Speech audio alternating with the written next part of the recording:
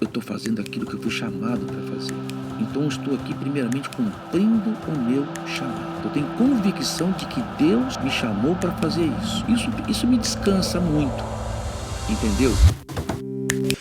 Bem-vindos ao Missional Podcast, esse projeto que a gente está restartando, né? A gente fez vários episódios solos, estou aqui com ele, o nosso hoster, o pastor Paulo Sérgio Silva. E aí, pastor, como vai? Bem, muito bem, filho, graças a Deus. Ele sempre vem muito polido, né? Ele sempre vem bem, muito bem, graças a Deus. E a gente está aqui hoje para bater esse papo, primeiro para definir melhor o objetivo desse podcast, né? Eu acho que diante de tantas coisas acontecendo na nossa vida e tantas transições, eu acho que é importante a gente viver esse momento, esse projeto onde a gente possa juntos edificar pessoas, né? É verdade, acho que todo evento que acontece na nossa trajetória de vida nos proporciona condições de abençoar outras pessoas através do nosso testemunho, da nossa experiência, do nosso aprendizado, né? Eu acho que o momento é oportuno e é o que eu estava meditando esses dias, conversando até com você, né? E conversando com outras pessoas, né? O nosso pastor, você, né, pai, é muito admirado por muitos e muitos pastores jovens, né? Eu acho que pela tua trajetória, pela tua força de vontade, pela sua maneira de vencer obstáculos, né? Eu converso com vários amigos meus que são proeminentes, relevantes, sabe? Pessoas que são grandes pastores. E aí, quando a gente entra no assunto, nessa pauta sua, né? E eles o conhecem, né? Tipo, André Fernandes, Dave e tantos outros. Eles te admiram, assim, no sentido, uau, que cara engajado, que cara enérgico e tudo mais. E eu me vi numa oportunidade grande de poder capitalizar isso, sabe? No sentido de poder extrair. Eu acho que existem algumas barreiras geracionais, né? Acho que a gente... Com quantos anos de diferença nós temos? Assim, com quantos anos você me gerou?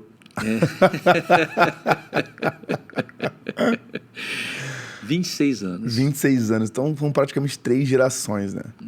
Então, a tua geração, eu acredito que ela é uma geração que tem muito conhecimento, muita experiência, mas não sabe explorar isso. E eu acho que um dos meus chamados é não permitir que tudo que você carrega e toda a tua bagagem de liderança, não só liderança eclesiástica, mas eu acho que aquilo que você aprendeu com liderança pode ser usado em várias áreas, né? É verdade. Resolução de conflitos, ultrapassar barreiras, né? Superar obstáculos, estratégia, gerir pessoas. Exatamente.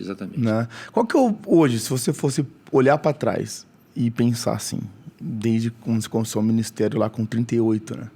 36 anos. Qual que foi para você o maior desafio ministerial até hoje desses que a gente citou? Se você fosse pensar assim, cara, eu acho que a parte mais difícil de ser pastor é... 2 pontos. Ah, legal essa pergunta, Pedro. Eu acho que é justamente suportar a pressão das circunstâncias. Uhum. Porque no ministério não tem como. O ministério produz em nós pressão, às vezes no relacionamento pastor e igreja, no relacionamento com o mundo espiritual, que você enfrenta, querendo ou não, você propõe ser pastor, você enfrenta o mundo espiritual. E às vezes você acha que a sua luta está sendo contra uma situação natural ou contra a carne e sangue, né, como Paulo disse, mas não é uma situação espiritual. Isso produz pressão, tanto emocional como espiritual. Outros líderes, por exemplo, o técnico de futebol, ele só lida com a questão emocional. Do campo natural. Mas o pastor não, né? O pastor ele transcende, né?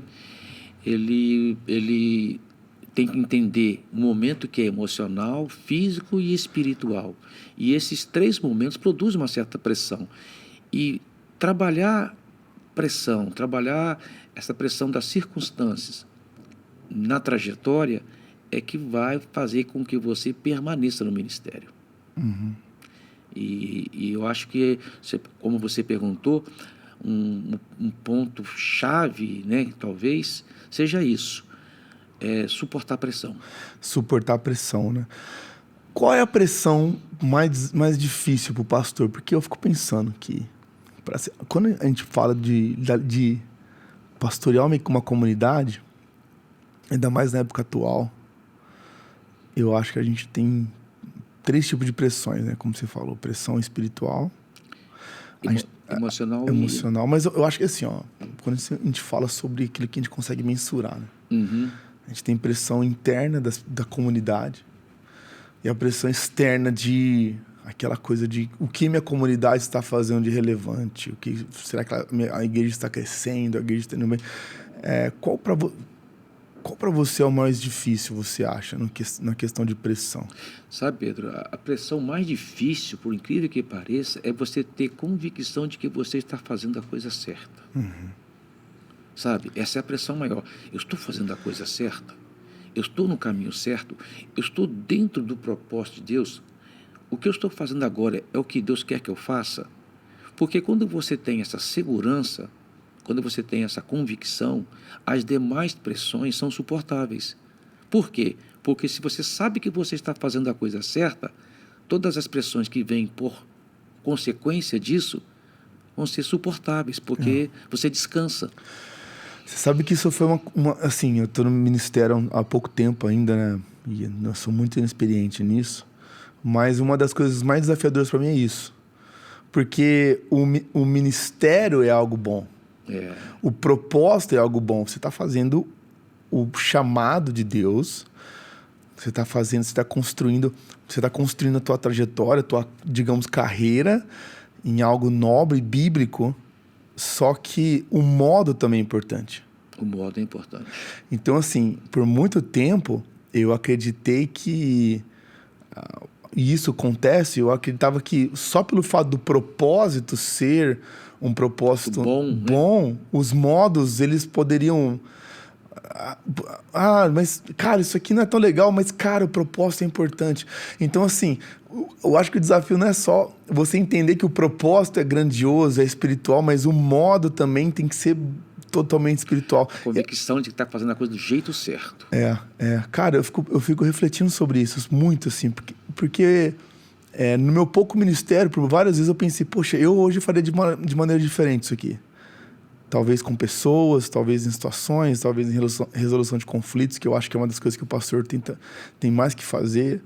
Quando eu falo de pressão interna e pressão externa, porque você tem a pressão externa de ampliar a tua capacidade do que você faz, e a pressão interna é de agradar aqueles que já estão. Exato. Então, quer dizer, quando você está ali pregando, e as pessoas acham que é simplesmente você ler um esboço e tudo mais. Não, você está ali tentando uma performance onde você precisa realmente agradar o público que já está ali e conseguir, de certa maneira, atrair os que estão ali pela primeira vez, ou que estão vendo online, ou que ainda não estão. Então, você está a todo momento ali tentando alimentar aquele que está ali e que está consolidado, está fortificado, mas também você precisa ter uma palavra que vai atrair aquela pessoa que não está. Então, assim, são vários conflitos, e aí toda vez que eu desço do púlpito, uma das coisas que eu mais pergunto para mim mesmo é, cara, será que foi bom? Será que foi bom? Será que... Você vive isso também ou não? Você desce, você pensa, cara, será que... Porque tem dia que você sabe que foi legal. Tem dia que você fala, mano, hoje foi muito bom, cara. Isso aqui foi muito de Deus, eu senti. Mas tem dias que é normal. E na maioria do tempo, independente de ser algo espiritual, para você é normal. E você fala, cara, será que foi bom? É verdade. A nossa experiência de domingo, por exemplo, que a gente prega 4 vezes a mesma mensagem, né? E ela é muito interessante, porque você pega 4 públicos diferentes. E é interessante que esses 4 públicos diferentes, você tem que ter a capacidade de entregar o mesmo alimento que você entregou nos 4, é o mesmo alimento, mas às vezes foi feito de forma diferente, porque você pode fazer uma batata frita, uma batata cozida. É igual arroz, né? Todo mundo faz arroz, mas cada um tem um gosto. Então, tem gente, por exemplo, tem pessoas que você vai ter que entregar um caldinho de feijão, né? Porque ela não tem capacidade ainda para pegar um feijão mais gorduroso. Então você põe um caldinho de feijão, tal. Tem pessoas que você pode comer uma feijoada. Então, a capacidade de entregar a palavra no momento certo, para a pessoa certa, talvez seja a chave. E esse discernimento, por incrível que pareça, não é tão complicado. A gente tem que... Olha para Jesus e pensa assim, ó. Jesus, quando alimentou a multidão, ali na multidão tinha pessoas de todos os jeitos. Precisavam ser alimentadas. Foram alimentadas da palavra, depois alimentadas do pão mesmo. Mas também tinha os discípulos que estavam ali apoiando Jesus a fazer aquele trabalho. Estavam apoiando Jesus a realizar a entrega tanto da palavra como do pão. E você vê na Bíblia, dá para perceber que os discípulos também estavam sendo alimentados. Sim. Só que era o mesmo alimento, só que era de forma diferente para um, de forma diferente para outro. Então, quando a gente acaba uma pregação, a minha pergunta é essa: eu entreguei o alimento certo para aquilo que a pessoa precisava? E sempre eu tinha a resposta seguinte: olha a reação das pessoas. Igual domingo, né? A gente viu aquela quantidade de pessoas levantando as mãos e entregando as suas vidas para Jesus. O alimento foi entregue. Você, assim, é claro, você vê pessoas emocionadas, o feedback é importante. Só que, assim, a gente tem que saber definir o que é aquela coisa que a pessoa fala, né? Pastor, hoje foi muito bom, ok. Daquela coisa que realmente cara, se realmente eu ajudei essa pessoa a dar um passo de fé com Jesus, assim. E o maior desafio também disso, para mim, é o fato de que você precisa entender. Mas deixa eu falar uma coisa para você, Pedro. Eu já prego há 30 anos. Quantas vezes você pregou, então, se você fazer a conta? 30 anos que eu prego. Na verdade, mais, porque há 30 anos que eu prego como pastor titular, mas antes eu já pregava. Sim. Então, eu prego desde quando você nasceu, 1986 eu venho pregando. E nós nunca vamos sentir que fizemos o trabalho perfeito. Essa sensação de que, não, tá bom, foi tudo bacana. A gente sempre tem o sentimento de que teria condições de ter produzido algo mais, ou sentimento de ter produzido algo mais. Eu acho que isso é até bom, sabe por quê? Isso alimenta a nossa fome de busca também. Dependência. Exatamente. Inclusive eu já falei isso para você, né, de que a gente tem que subir. Se a gente subir para o púlpito de cabeça baixa, nós vamos descer de cabeça em pé. Essa dependência de que é Deus que vai realizar, é Deus que vai fazer a coisa acontecer, nos dá descanso. Mas a nossa natureza também tem o sentimento, né? Será que eu fiz certo? É a eterna luta, né? Eu dependo de Deus para fazer isso, mas eu também sei que eu sei fazer isso. Cara, porque se você subir ali, né, no culto da noite, eu dei o exemplo do menininho, no culto das 20 horas, quando eu falei sobre um momento onde eu preguei sobre Naamã, eu falei que é uma menina que deu um conselho, eu chamei um menininho de 10 anos ali subi no palco. Aí eu falei assim pra ele: e aí, me dá um conselho sobre a guerra na Ucrânia. Falei pra ele. E ele falou assim: eu posso confessar uma coisa? Eu tô muito nervoso de estar aqui. Ele falou assim: eu posso confessar uma coisa? Eu tô com muita vergonha de estar aqui. Aí ele desceu todo da igreja Rio, aí ele desceu, eu dei um abraço nele, eu falei: rapaz, você falou que eu sempre quero falar aqui toda vez que eu subo. Gente, eu tô com muita vergonha de estar aqui. E eu acho que esse é o ponto-chave, que é o fato de que só estar ali já é um desafio pessoal. É um desafio para qualquer ser humano. Não, se você subir ali, todo pastor... Como que consegue, hein, pai?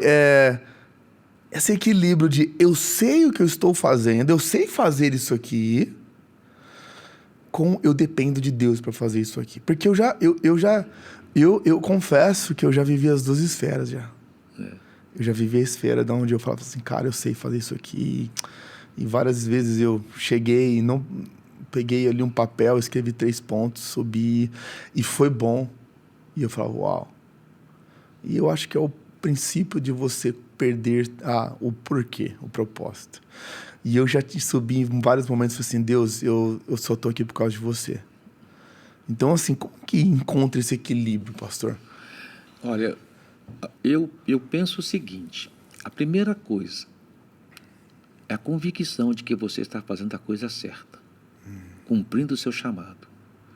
Toda vez que eu vou subir no púlpito, eu faço essa oração. Deus, até quando eu vou no hospital, visitar alguém, porque já em várias vezes eu subi sem vontade de subir. Eu fui fazer uma visita no hospital sem vontade de fazer uma visita no hospital. Eu fui fazer um velório sem vontade de fazer um velório. Ninguém levanta assim, oxe, estou doido de fazer um velório hoje. Não é. Eu estou fazendo aquilo que eu fui chamado para fazer. Então eu estou aqui primeiramente cumprindo o meu chamado. Estou ali cumprindo o meu chamado. Eu tenho convicção de que Deus me chamou para fazer isso. Isso me descansa muito, entendeu? Isso me tira desespero, porque eu estou cumprindo o chamado. Ele que me chamou para fazer isso. Honestamente, eu não pedi. Eu não tinha aquele anseio de ser pregador. Não. Eu simplesmente, as coisas foram acontecendo na minha vida e Deus confirmou esse chamado no meu coração e através de testemunhos. Então, a primeira coisa, a convicção de que você está cumprindo o chamado de Deus. Então, estou aqui cumprindo o chamado de Deus. Segunda coisa, eu me preparei para esse momento. Não é aquela preparação de quando você está fazendo o esboço da mensagem, não. Eu preparei a minha vida para esse momento. Uau. A minha vida foi preparada para esse momento. 40 anos eu venho me preparando para isso. Para subir aqui e dar o recado de Deus, dar a palavra de Deus. Sempre você percebe que quando eu começar a mensagem, eu falo assim, nós precisamos amar a palavra de Deus. Deus vai falar com você agora através da Sagrada Escritura, através da pregação do Evangelho. Então, você está entregando algo que você recebeu. Sim. Você está entendendo? Então, a convicção do chamado, preparo e certeza de que você está entregando algo que você já recebeu, entendeu? E depois se preparar. Que é o seu esboço, que é a sua oração antes. Você sempre... Eu faço terapia faz 2 anos, né? Eu acho que é uma das coisas assim, mais importantes que um pastor ele deve... Você quer tomar uma coca ou não? Eu tenho coca aqui também. Tomar água mesmo, né? Eu acho que assim, todo pastor é importante ele ter um acompanhamento para as suas emoções. Porque para o espiritual, a gente sempre tem um mentor. Sempre tem um pastor que está sobre a gente. Eu acho que se um pastor está andando sozinho, ele está errado.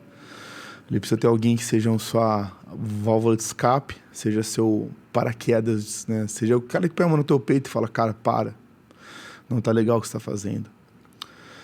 A gente tem que ter um mentor para nossas emoções e, na maioria das vezes, tem que ser uma pessoa que não tenha esse escopo ministerial. Né? E eu tenho uma pessoa meu terapeuta que me acompanha, cara, e toda quinta-feira, né, minha terapia, toda quinta-feira às 8 horas, e o culto que eu atuo é nas quartas-feiras, né? E a primeira pergunta que ele faz pra mim na quinta-feira é: o que você pregou ontem? A primeira pergunta que ele faz pra mim. Antigamente ele falava assim, o que você falou ontem na missa? Aí agora ele tá mais, depois de 2 anos ele já pegou contexto, né? Aí ele fala, o que você pregou ontem? Aí eu falo que eu preguei. E aí, sempre falo que eu preguei. E eu falo assim, por que você pergunta que eu preguei? Aí ele falou, você já percebeu que você sempre prega algo que você está vivendo? Dificilmente você vai falar de algo que você não está vivendo. Exatamente. Porque Deus, ele vai falar com você. Ele é um homem católico, carismático, um homem muito temente a Deus. E ele falou assim, não tem como você falar de algo que não seja hoje é a tua experiência, a tua dor, aquilo lá, né? E é sempre assim, pastor? O pastor sempre prega daquilo que ele está vivendo ou não? O pastor sempre vai pregar circunstância que ele vive, contexto que ele vive e experiência que ele vive. E tem que fazer parte. Às vezes tem uma dor que eu não sofri, mas eu participei acompanhando. E aquilo me inspira a pregar. Né? Por exemplo, uma das fontes de inspiração forte para a minha vida é sua mãe. Sim. Né? A experiência de vê-la passar por momentos difíceis. Vencer doenças. A reação emocional dela, né, diante dessas situações difíceis, inspirou muitas mensagens para mim. Então, o pastor tem que estar bem ligado nas circunstâncias ao seu redor, no contexto que ele está vivendo e nas suas próprias experiências. É óbvio que as suas próprias experiências... O contexto ao seu redor, eu acho que a gente tem que tomar um pouco de cuidado, porque a gente viveu o tempo político onde tinha cara que só falava de política no púlpito, porque era aquele o contexto dele, porque é o que ele absorvia. Era grupo de WhatsApp, ficava militando. E quando eu disse contexto... Mas eu entendi o que o senhor quis dizer. O contexto ao seu redor, por exemplo, eu já preparei mensagem pedalando.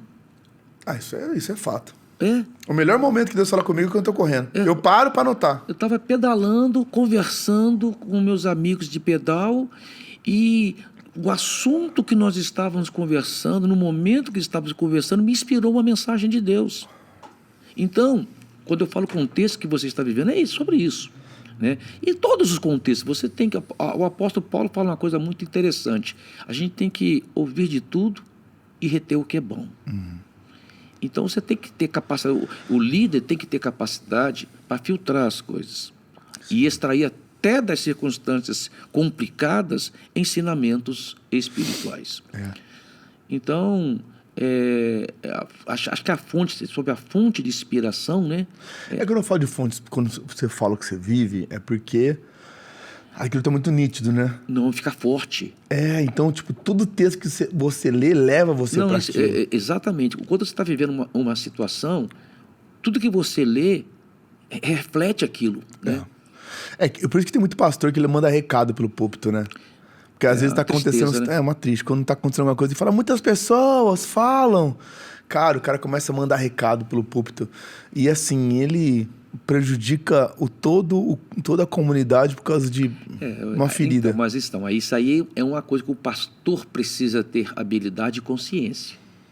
Ele não pode transformar suas frustrações, as suas decepções, e despejar isso no seu público. Isso é uma covardia até. Entendeu? E o cara tá com o microfone na mão, né? Ele pode usar as suas frustrações, ele pode usar seus momentos de desânimo, de injustiça, e mostrar como venceu isso, como suportou essa situação adversa na vida dele para servir de exemplo para outros, mas não derramar sobre os outros as suas indignações. Você acha que o pastor tem que pregar, independente, circunstância tá osso? Eu me lembro do momento que eu tenho um pastor que eu amo muito, que eu sigo ele, chama Levi Lusco, e ele perdeu a filha numa enfermidade. Ele perdeu a filha na terça-feira e no domingo ele pregou. Bill Johnson também, né? Perdeu a esposa e no domingo ele estava pregando. Você acha que é uma decisão pessoal dele? Ou você acha que isso está incumbido daquela nível de responsabilidade? Sabe aquela responsabilidade? Eu tenho que pregar. Mas que a questão é mais não é eu tenho que fazer, é compreensão da missão. A primeira coisa é que você precisa entender a circunstância que a pessoa está vivendo. Se aquele momento ela se sente segura para transmitir o sentimento que ela está tendo, e esse sentimento que ela vai transmitir vai edificar as pessoas, olha, eu passei por isso, a dor que eu passei, e como que Deus cuidou de mim, como que Deus está cuidando de mim, isso vai trazer segurança para as outras pessoas também, né? Eu lembro muito bem da sua mãe, que tinha acabado de fazer uma quimioterapia, e ela foi no domingo adorar a Deus. Ela estava dirigindo de louvor, ela foi cantar. Ela falou, não, eu não vou deixar de fazer o que eu gosto por causa disso. Sim. Aquilo inspirou muita gente, então pode servir de fonte de inspiração, mas não fez porque queria se mostrar, fez porque ela ama a obra de Deus e aquilo fazia bem para ela. Então, depende muito da pessoa, Pedro. O cara perdeu uma pessoa querida, ele sobe no púlpito para pregar, se ele estiver bem para isso vai edificar as pessoas. Não que eu acho errado, eu acho que... E agora tem outro sentimento. E até, dentro do que você falou, eu vi um relato uma vez de um general que perdeu o filho no campo de batalha. Ele enterrou o filho e depois foi comandar o exército na próxima batalha. Aí a pessoa, mas você não tá preocupado porque você tem que fazer o velório do seu filho? Eu falei assim, o meu filho cumpriu a missão dele, eu preciso cumprir a minha. Então, tem um sentimento de missão. Sim. Entendeu? É que é o maior sentimento que eu acho que um pastor deve ter, né? É o sentimento de missão. Eu vou cumprir minha missão. Agora, obviamente, ele tem que estar seguro disso. Ele não pode só fazer porque é obrigação dele fazer. Sim. Não. É interessante esse equilíbrio, é um paradoxo, Pedro. Eu tenho sentimento de cumprimento de missão, mas eu não sinto cobrado por causa disso. Eu faço porque há dentro de mim um desejo ardente de fazer isso. Não por obrigação, como tivesse alguém, né, empurrando você para fazer. Mas, assim, por muito tempo foi assim, né? Por muito tempo foi assim. O sentimento de cobrança sempre foi muito forte, né? A questão de... Você tem que cobrar seus líderes, seus liderados, e tal, e tal, e tal. E, cara, eu acho que a cobrança é o pior canal para você inspirar alguém. Eu nunca vi alguém... Acho que a vitamina, a energia que nos faz fazer a coisa chama-se inspiração. Sim. Você tem que ser inspirado a fazer. Eu acho que a cobrança, o poder da cobrança é quando ela vem de você mesmo.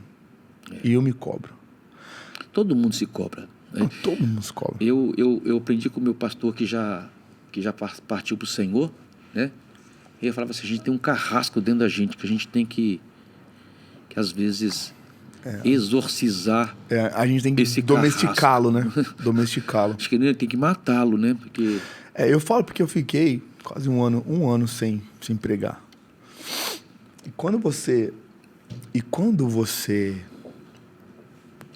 é pastor, o que você faz define muito o teu propósito.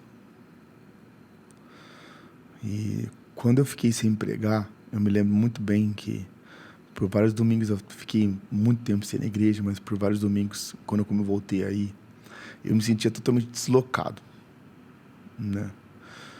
E foi um dos momentos que Deus mais falou comigo.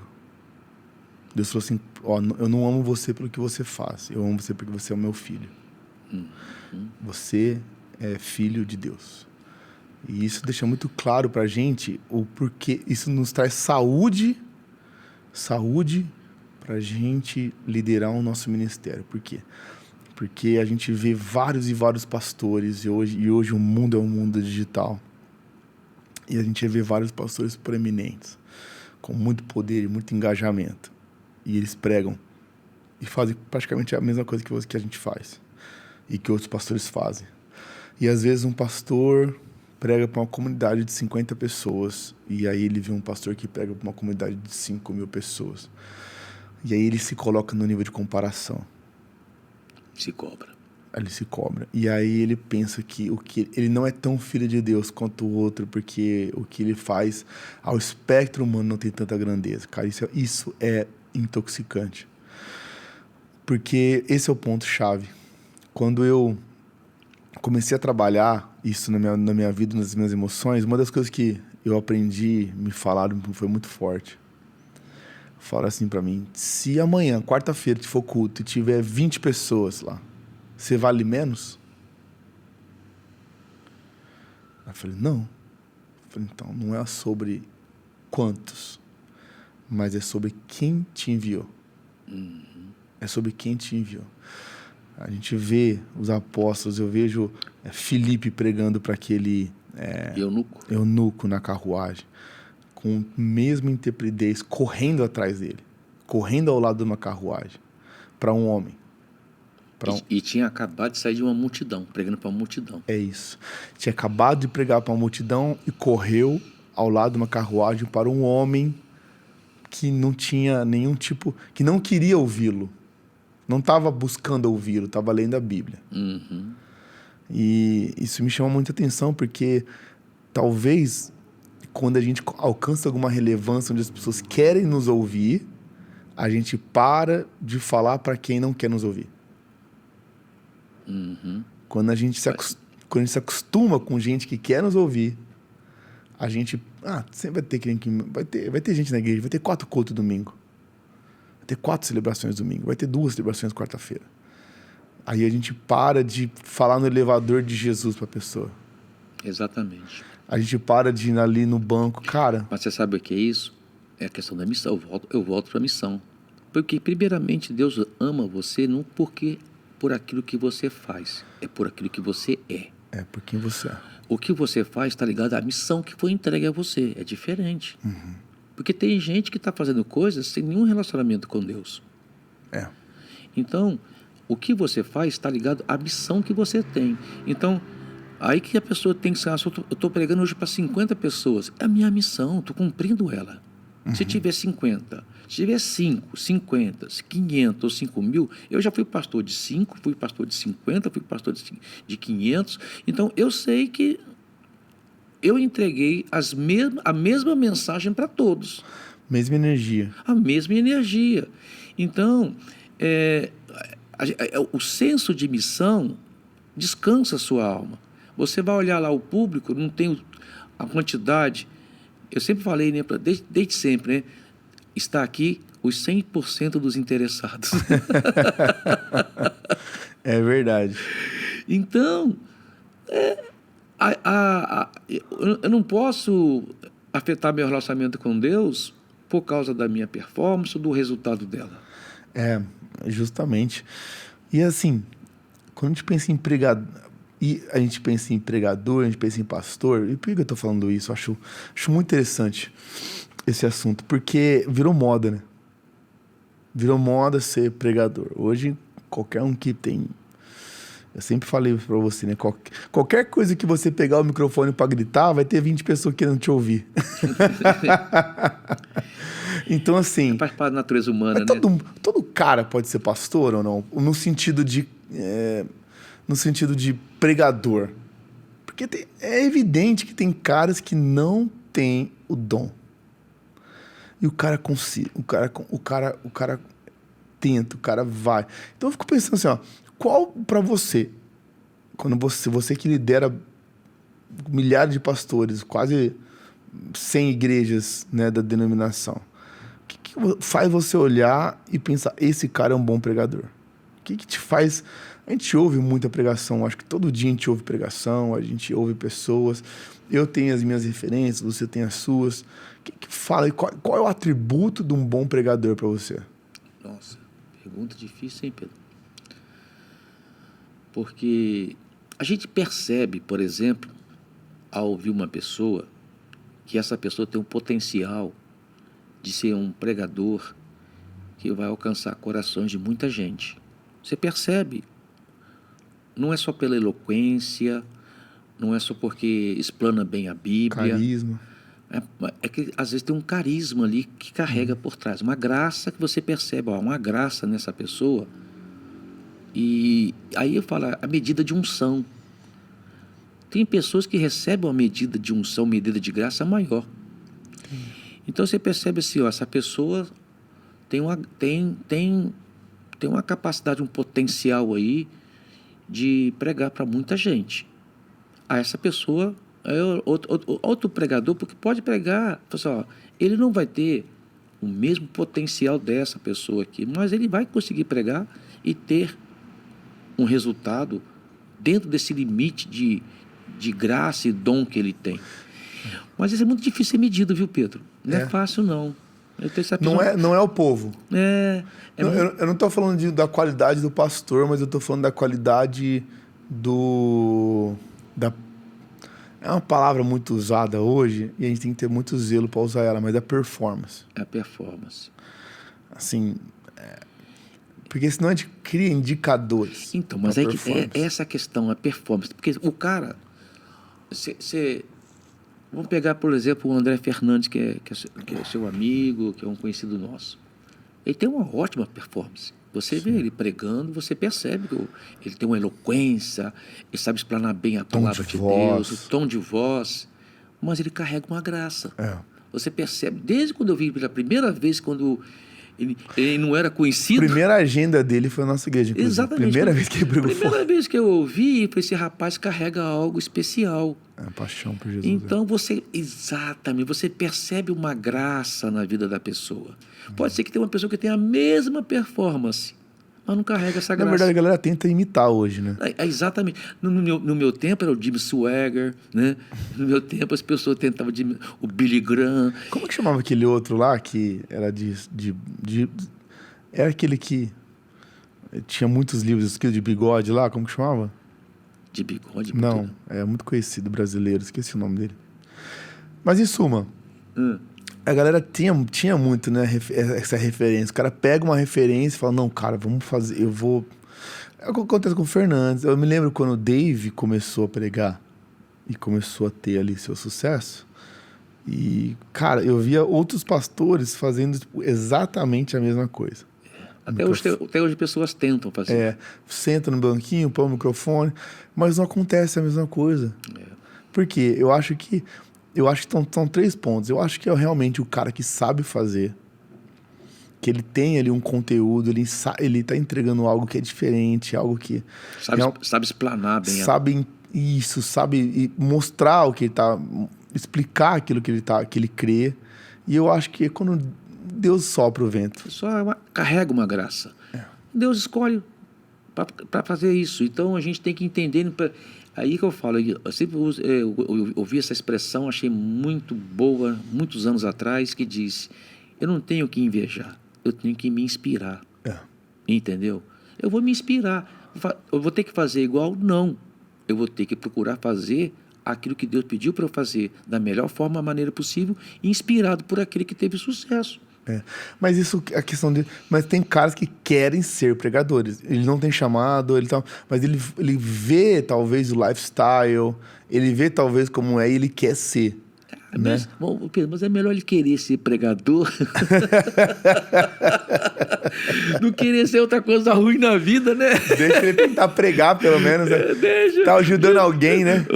Você falou aí, que me lembrou do episódio da vida de Jesus, né? Quando uns caras estavam expulsando demônio lá, aí os discípulos ficaram enciumados. Ô, Jesus, está expulsando demônio lá também. Jesus, rapaz, quem não é contra mim é por mim. Por que vocês estão preocupados com isso? Deixa expulsar, né?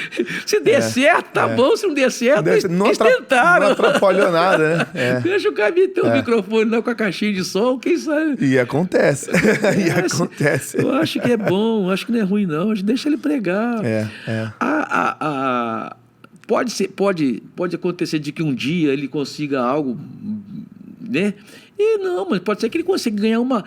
Eu fico pensando, por exemplo, um testemunho que eu li no livro do Paul Yong-Cho, né?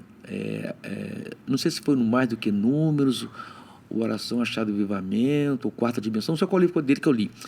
Mas ele fala que ele foi ganhar para uma menina, que não sabe até hoje quem foi, que foi lá quando ele estava doente, falou de Jesus para ele. Morre Cerulo também, né? E ele, entendeu? Então, quer dizer, a menina ganhou uma pessoa só para Jesus. Ganhou Paul Yong-Cho. Paul Yong-Cho, que teve a maior igreja do mundo. O Morris Cerulo também, né? Foi uma mulher que pregava, ela ganhou só uma pessoa para Jesus, ganhou o Morris Cerulo. Então, já pensou? Então, mas é o que eu falo, a missão. Mas voltamos lá, a missão. Rapaz, você cumpriu a sua missão. Vai chegar diante de Jesus, Jesus, eu só ganhei uma vida. Rapaz, você cumpriu a sua missão, você levou milhões para Jesus através de uma pessoa que você ganhou. Não é sobre a tua expectativa, mas é sobre aquilo que Deus colocou você para fazer, né? Não é sobre, mas eu não consegui números super relevantes, mas, cara, você conseguiu fazer aquilo que Deus queria que você fizesse. Exatamente. Esse é o ponto-chave. Eu acho que é assim que a gente encerra hoje, né? Foi um bom papo, né?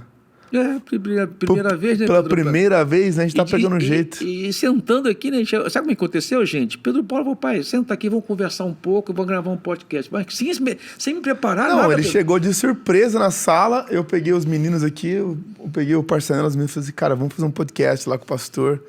Mas esse já foi o primeiro, e eu acho que o primeiro tinha que ser assim mesmo, apresentar o porquê, apresentar aquilo. A gente semanalmente vai estar trazendo conteúdo o pessoal aí, tentando edificar, e com a sabedoria do pastor, com a sua sabedoria, com aquilo que você carrega, eu estou tentando aí servir o reino de Deus, extraindo a essência do nosso pastorzão para todos vocês. E é isso, a gente se vê no próximo episódio.